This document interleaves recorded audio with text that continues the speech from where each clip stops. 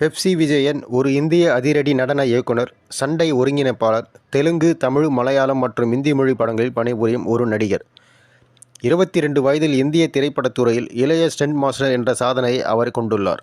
குடும்ப சூழ்நிலை காரணமாக 17 வயதில் ஸ்டண்ட்மேனாக ஆனார். அவர் ஸ்டண்ட் நடன இயக்குனர் சுவாமிநாதனின் மகன் ஆவார்.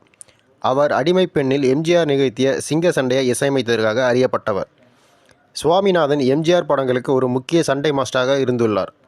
அதற்காக விஜயன் எம்ஜிஆருடன் மிக நெருக்கமாக உறவை கொண்டிருந்தார். பெப்சியின் தலைவராக இருந்தார். இதனால் அவருக்கு பெப்சி விஜயன் என்ற புனைப்பெயரும் உண்டு. அவரது மகன் சபரீஷ் ஒரு சில படங்களில் நடித்துள்ளார். இவர் செய்யும் தொழில் சண்டை கலைஞர், சண்டை காட்சி இயக்குனர். இவரது பிள்ளைகள் சபரீஷ், இவரது பெற்றோர் சுவாமிநாதன் தந்தை.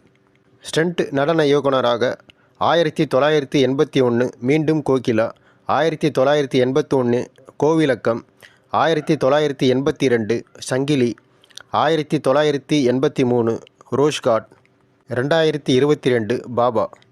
இவர் இயக்குனராக எடுத்த படங்கள் 1991 மகா யங்ஜம், 2004 நானி, 2000